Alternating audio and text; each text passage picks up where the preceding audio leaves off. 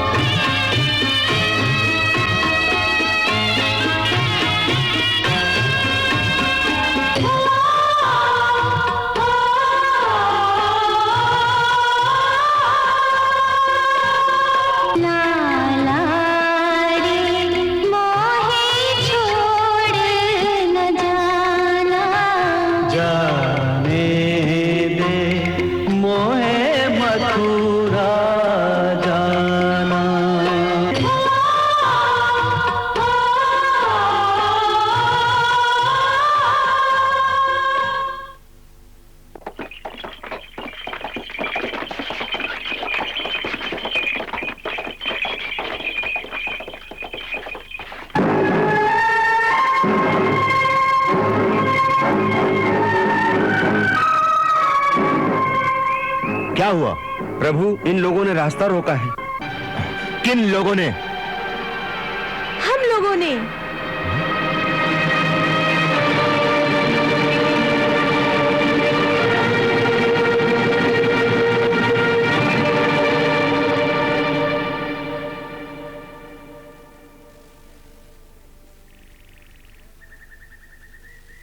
क्यों?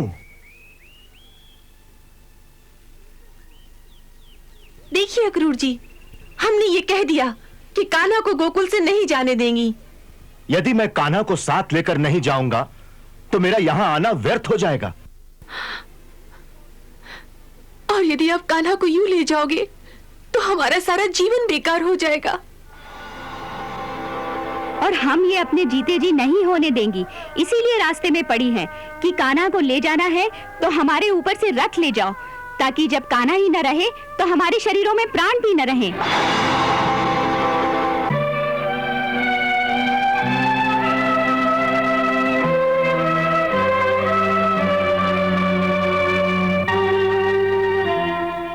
क्योंकि ये मेरे माता पिता की आज्ञा है।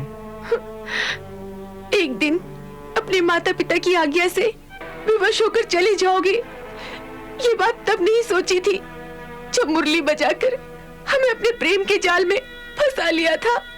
यदि तुम ये समझती हो कि ये प्रेम का रिश्ता केवल मेरे यहां रहने से ही दृढ़ हो सकता है और मेरे चले जाने से ये प्रेम का रिश्ता टूट जाएगा, तो फिर तुमने प्रेम के रिश्ते को नहीं समझा है। इसका अर्थ तो यह है कि तुम लोगों ने कभी मुझसे प्रेम किया ही नहीं। क्या कहा? हमने प्रेम नहीं किया? हमने प्रेम नहीं किया तो ये आंसू, ये दुख, ये पीड़ा किस बात की है?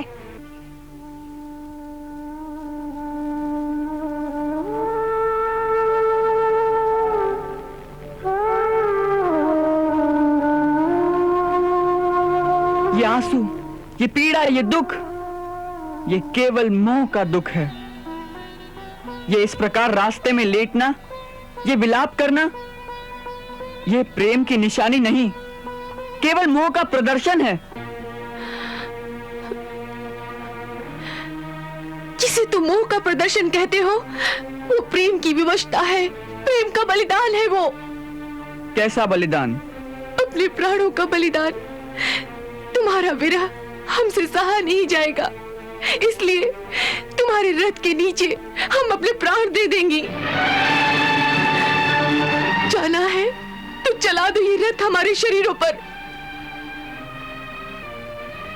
मुझे मेरे कर्तव्य के पथ पर जाने से रोककर यदि तुम समझती हो कि इसी में तुम्हारे प्रेम की जीत है, तो फिर तुमने प्रेम को नहीं समझा है। तो प्रेम क्या करोगी?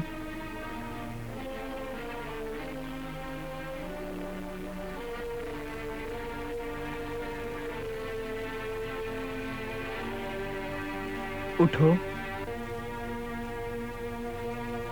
उठो, उठो, उठो।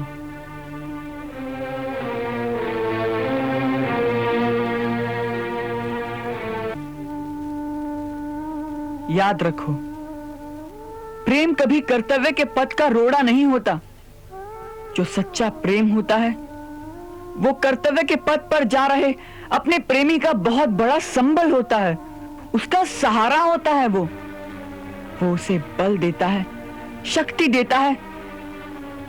उसके सामने यूं अश्रों की नदी नहीं बहाता वो।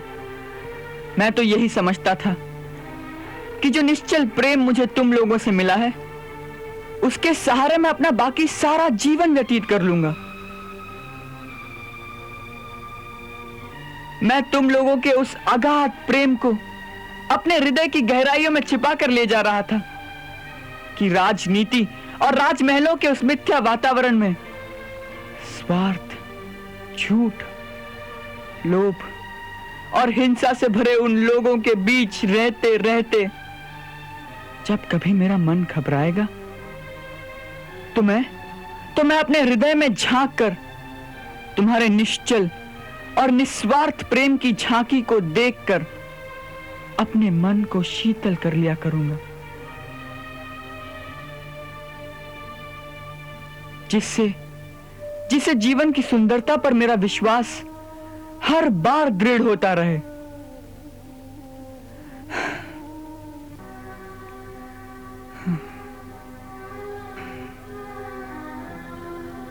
परंतु परंतु अब तो ये लगता है कि मैंने गलत समझा था।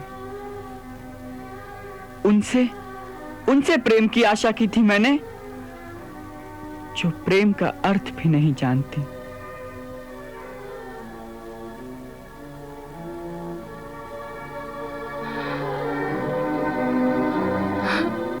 बड़ी स्वार्थी हो। कैसे? ऐसी बात कह दी जिससे अब हम मर भी नहीं सकेंगी। ये कह के तुमने हमें विवश कर दिया कि जीवन भर हृदय में उस प्रेम को संजोए बैठी रहे, ये सोचकर कि हमारे प्रेम की शीतल पवन प्रतिक्षण तुम्हारे झुलसते हुए मन को शांति पहुंचाती होगी।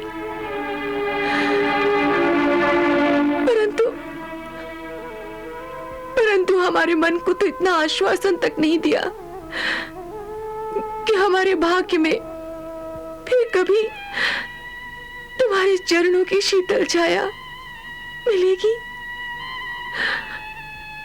यह सारा जीवन शून्य की सीमा पर बैठा रहेगा।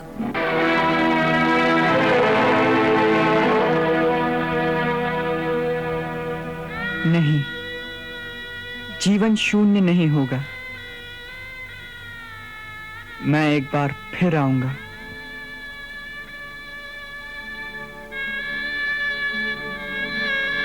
बस इसी वचन के सहारे जी लेंगे हम। मुझ पे भरोसा रखो, मेरा वचन झूठा नहीं होगा।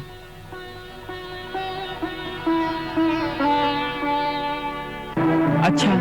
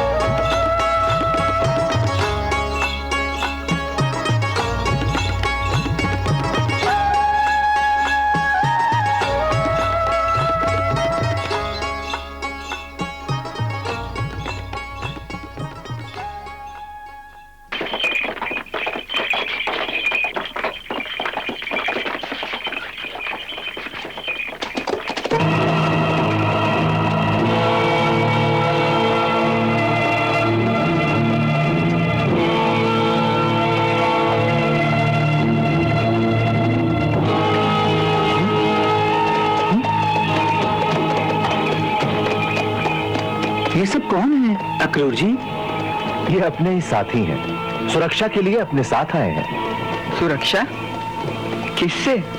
कंस के सैनिकों से। उसकी नीयत में खोट है। हो सकता है कि उसने ऐसी योजना बनाई हो कि मथुरा पहुंचने से पहले ही उसके सैनिक रास्ते में घेर कर हमें मार डालें। इसीलिए हमने उससे भी बचने का प्रबंध कर रखा है। परंतु ये मुट्ठी भर लोग सेना का सामना कर सकेंगे? ये मुट्ठी भर नहीं है। हमने एक आत्म बलिदानी दस्ता तैयार किया है, जिसे ऐसी बहुत सी टुकड़ियों में बांट दिया गया है। एक टुकड़ी हमारे साथ है, एक टुकड़ी आगे यमुना घाट पर पहरा दे रही है, जहां से हमें नदी पार करनी है। ऐसी एक टुकड़ी नदी के पार दूसरे किनारे अपने साथ साथ आगे चल रही है। वो देखिए। हाँ?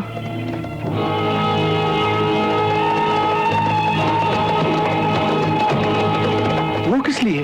ताकि यदि हम पर कहीं रास्ते में ही हमला हो जाए तो हम वहीं से आप दोनों को नदी पार भेज देंगे और वो लोग वहां आपकी सहायता के लिए उपस्थित होंगे। नदी पार क्या तैर के करेंगे? फिर तो हम अभी से कपड़े उतार कर लंगोट बांध लें। नहीं नहीं नहीं, उसकी आवश्यकता नहीं है। रास्ते में जगह जगह एक एक नाव छुपा कर रखी हुई है। वो देखिए।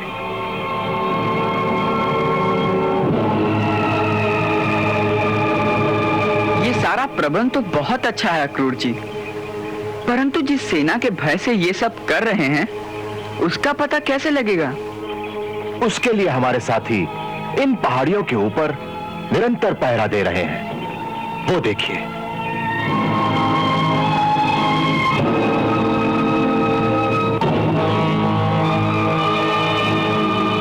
इन पहाड़ियों के उस ओर कंस के सैनिक हैं।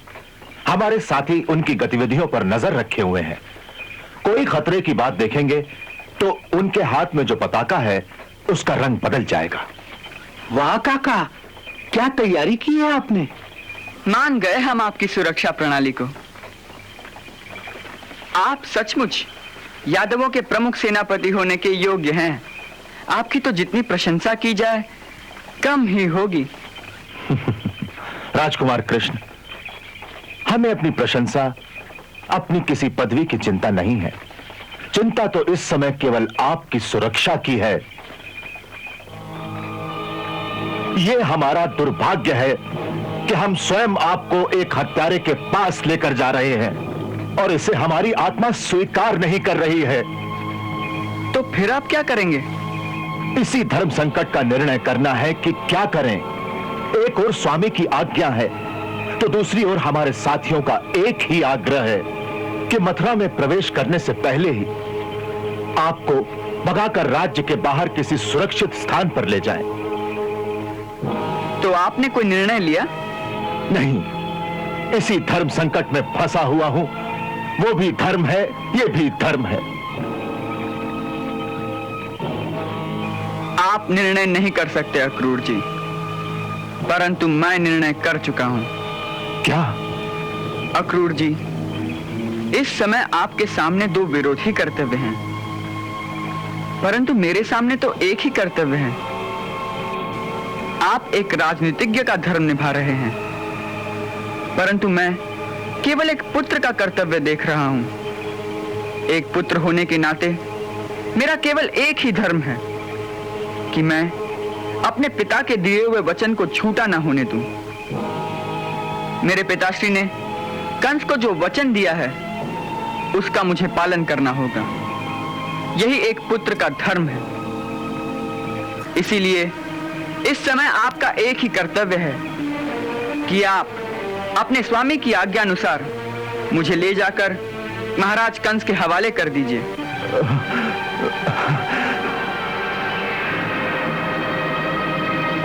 ये भाग्य की कैसी विडंबना है प्रभु। अच्छी बात है, यदि भाग्य में हजारों यादव वीरों का रक्तपात लिखा है तो ऐसा ही सही। हजारों यादव वीरों का रक्तपात? क्यों? तो आप क्या समझते हैं आपको कंस के हवाले करके हम चुपचाप खड़े अपने राजकुमार की हत्या का तमाशा देखते रहेंगे?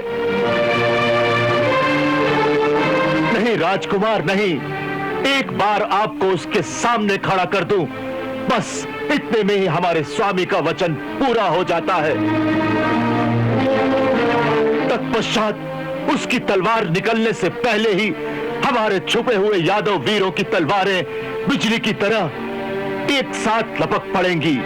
फिर जो घमासान युद्ध होगा उसमें केवल लाशें ही लाशें होंगी।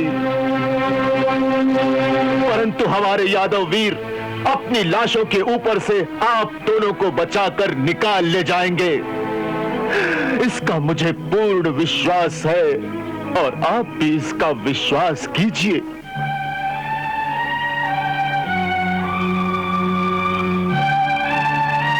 अक्रूर जी, मुझे तो आपकी वीरता पर पूर्ण विश्वास है, आपकी राजभक्ति पर भी विश्वास है,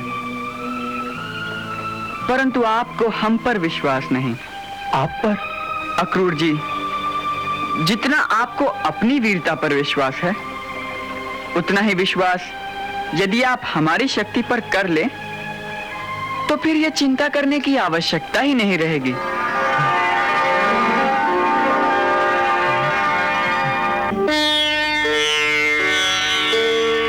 राजकुमार कृष्ण, यही बात मुझे महामुनि गर्ग ने भी एक बार कही थी, परंतु हम कर्मयोगी हैं, अंधविश्वासी नहीं। हमारा जो कर्तव्य है उसी का पालन करना हमारा धर्म है, वही हमें करने दीजिए।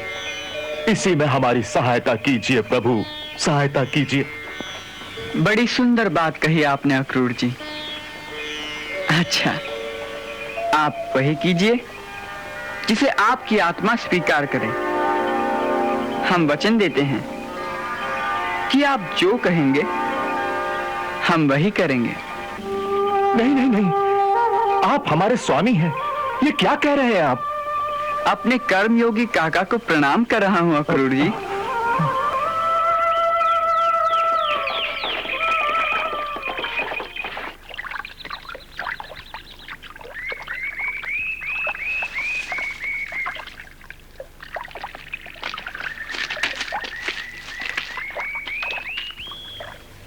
आप लोग यहीं विश्राम कीजिए, मैं अभी आता हूं। अच्छा काका।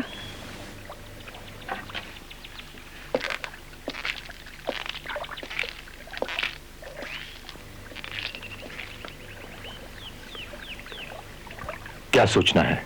हमारी चौथी टुकड़ी के घुड़सवार अभी यमुना पार की चौकी पर नहीं पहुंचे। पहुंच चुके होंगे, केवल प्रकट नहीं हुए।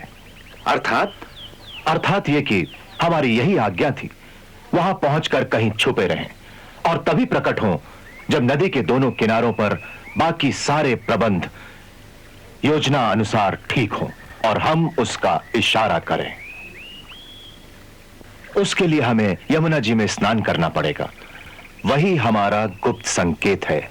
अर्थात ये कि जब तक हम 3 बार डुबकी लगाएंगे तब तक वो प्रकट नहीं होंगे। केवल जब हम चौथी बार डुबकी लगाएंगे वही हमारा गुप्त संकेत होगा कि कार्यवाही का समय आ गया है। वाह, बड़ी सुंदर चाल है आपकी काका। ये रणनीति है राजकुमार, आप नहीं समझोगे। जी, इसे तो आप ही अच्छी तरह समझते हैं। सारथी, हमारे स्नान करने के कपड़े ले आओ।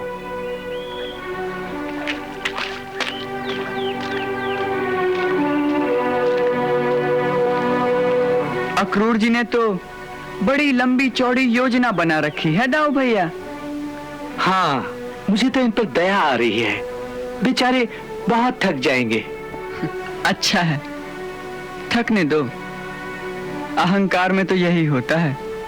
नहीं नहीं नहीं, ये आपके परम भक्त हैं, इन पर दया कीजिए, अब इनका उद्धार कर दीजिए। जैसी आपकी आज्ञा।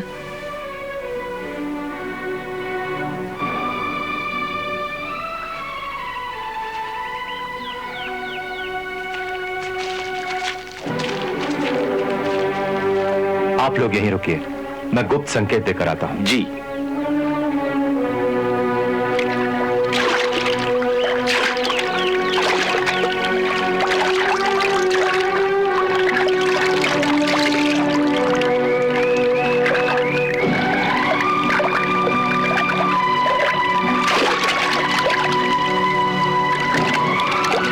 अक्रूर जी,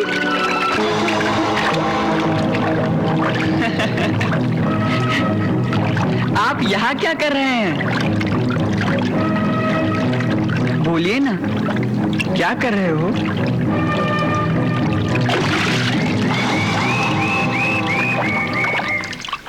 काका, क्या बात है?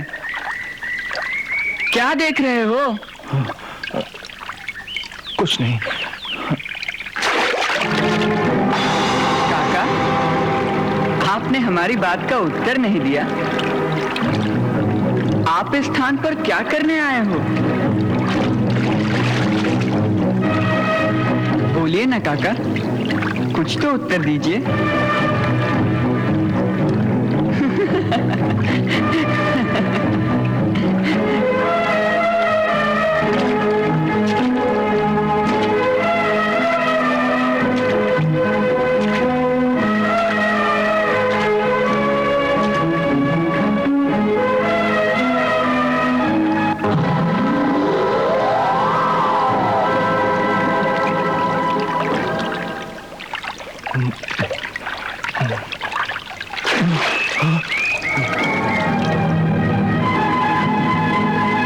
काका, इतने घबराए हुए क्यों हो? क्या बात है? वो नहीं नहीं,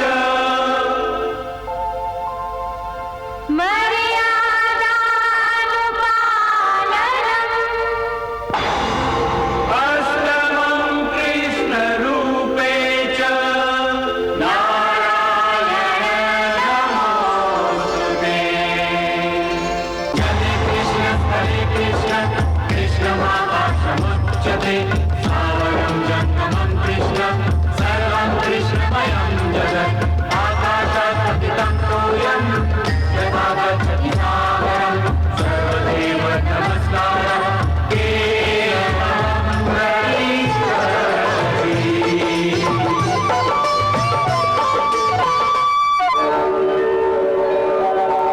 हे महात्मा, हम तुमसे अति प्रसन्न हैं।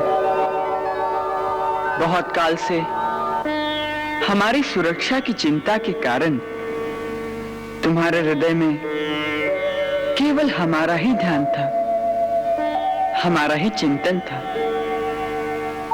यह अवस्था बड़े बड़े योगियों को भी सहज में प्राप्त नहीं होती कि उनके हृदय में प्रति क्षण केवल हमारा ही अखंड ध्यान रहे। यह अवस्था तुम्हें अपने पूर्व जन्मों की तपस्या और गुरु कृपा से प्राप्त हुई है, जिसके फलस्वरूप आज तुम्हें हमारे वो दुर्लभ दर्शन प्राप्त हुए हैं जो कोटि कोटि युगों में किसी विरले जीव को ही प्राप्त होते हैं। तुम्हारी अटल राजभक्ति के फलस्वरूप आज हम तुम्हें अपनी सहज भक्ति प्रदान करते हैं।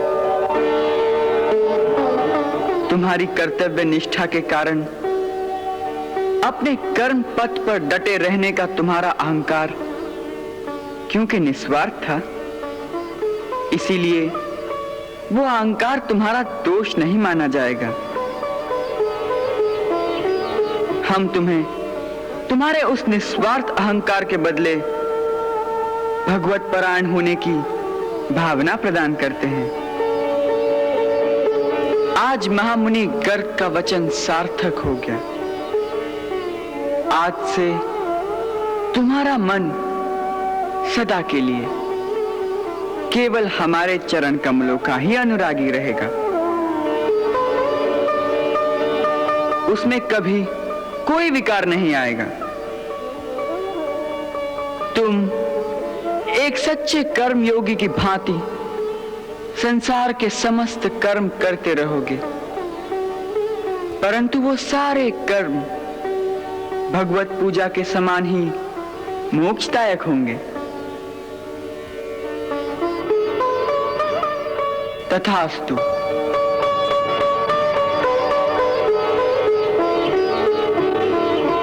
प्रभु,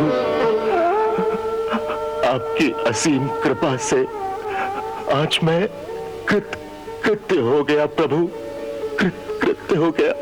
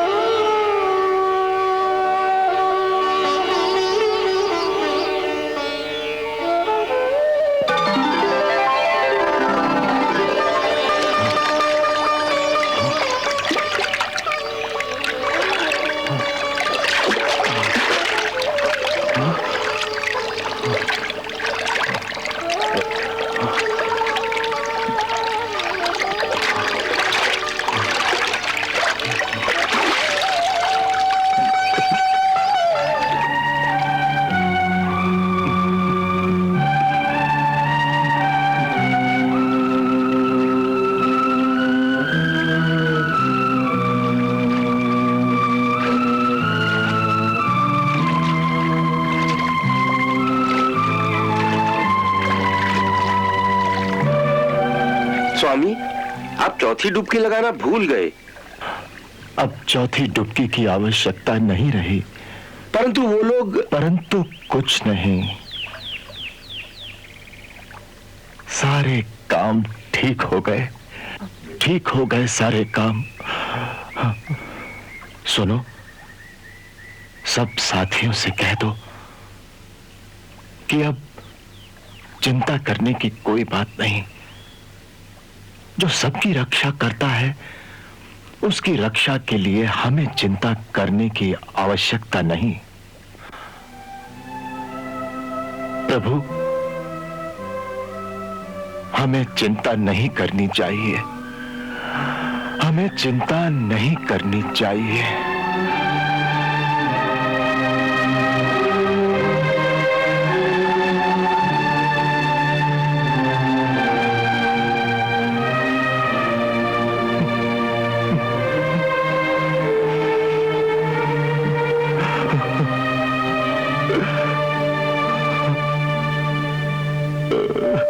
काका, ये आप क्या कर रहे हैं?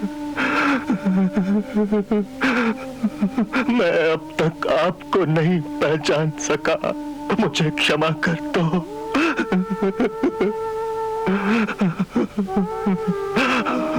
मुझे क्षमा कर दो उठिए क्रूर प्रभु, जी। मुझे क्षमा कर दो। उठिए क्रूर जी, उठिए, उठिए।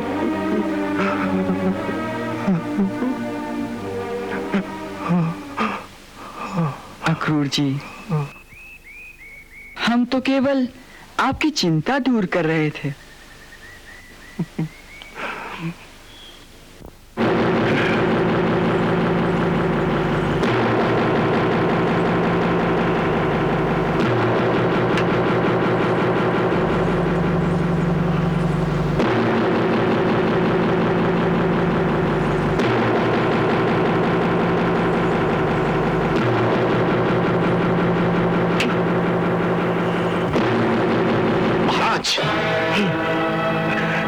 चाणूर, कहो कहो, गोकुल का कुछ समाचार मिला? बधाई हो महाराज, बधाई हो, हमारी चाल सफल हो गई। हाँ? अभी अभी गुप्तचर ने आकर यह सूचना दी है कि आज प्रातः ही कृष्ण को साथ लेकर अक्रूर वहां से चल पड़े। सुंदर, अति सुंदर। देखो, मार्ग में ध्यान रखना, कहीं मार्ग में ही इधर उधर ना हो जाए। अक्रूर पर भरोसा नहीं किया जा सकता। आपका संदेह ठीक है महाराज। ऐसा भी समाचार है कि अक्रूर के घुड़सवारों का एक दस्ता रथ के पीछे पीछे आ रहा है, परंतु चिंता की कोई बात नहीं। हमारी सेना की एक छोटी सी टुकड़ी जंगल में छिपे छिपे उन्हें चारों ओर से घेरे में लेकर साथ साथ चल रही है।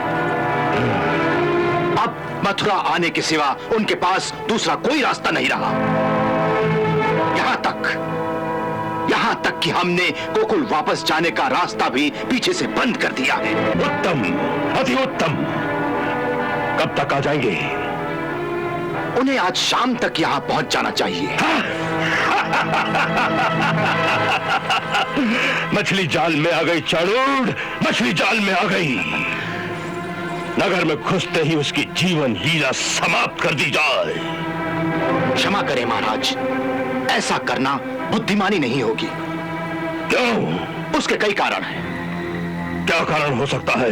पहला तो ये कि सारे नगर में ये सूचना फैल चुकी है कि अक्रूर के साथ कृष्ण मथुरा आ रहे हैं उत्सव देखने के लिए। यहां जो ग्वाले दूध बेचने के लिए आते हैं, उन्होंने ये समाचार चारों तरफ फैलाया है, और न जाने कैसे लोगों को इस बात की भी सूचना मिल गई है कि कृष्ण नंद का पुत्र नहीं है, बल्कि देवकी का 8वां पुत्र है। बस इस समाचार के मिलते ही जनता में जैसे फिर से एक नया जोश पैदा हो गया है। जोश? कैसा जोश? वही पुरानी बात कि यदि यह देवकी का 8वां पुत्र है तो यही तारनहार है जिसकी उन्हें वर्षों से प्रतीक्षा थी। फिर वही तारनहार, तारनहार, तारनहार। जो तारनहार का नाम ले, क्या उसकी जिह्वा नहीं काट सकते तुम? काट सकता हूं, उन सब की जिह्वा काट सकता हूं मैं, परंतु महाराज आप ये मत भूलिए कि इस समय आपके निमंत्रण पर दूसरे कई प्रदेशों के राजा और सरदार यहां आए हुए हैं। उनके अतिरिक्त बाहर के राज्यों से हजारों लोग यहां का उत्सव देखने के लिए मथुरा के बाजारों में घूम रहे हैं। उनके यहां रहते, उनकी आंखों के सामने हम मथुरा वासियों का कैसे दमन करेंगे? चारों ओर एक ऐसा भयानक उपद्रव फैल सकता है कि फिर उसे संभालना असंभव हो जाएगा। फिर हम अपने शत्रु को कैसे मार सकेंगे चाणूर? कैसे मार सकेंगे? महाराज जरा धीरज से काम लीजिए। ये उतावली का नहीं, धैर्य का समय है, धैर्य का। तनिक सोचिए, आपका परम शत्रु इस समय स्वयं चलकर आपके जाल में फंसने के लिए आ रहा है। उसे शांति से अंदर आने दीजिए। उसके आते ही मथुरावासी चारों ओर से उसके दर्शनों के लिए उमड़ पड़ेंगे। उन्हें खुश होने दीजिए, उन सबको उसकी जय जयकार करने दीजिए। हाँ, जनता उसकी जय जयकार करेगी और हम हाथ पर हाथ धरे चुपचाप ये तमाशा देखते रहेंगे। हाँ? नहीं महाराज, चुपचाप तमाशा मत देखिए,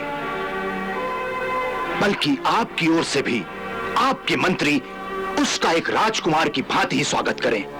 उसे आज की रात एक सुंदर अतिथि गृह में ठहराया जाए। जनता का जोश घड़ी भर का होता है।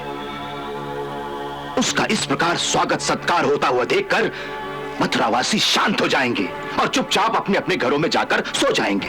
हाँ, फिर तो कई तरीके हैं महाराज।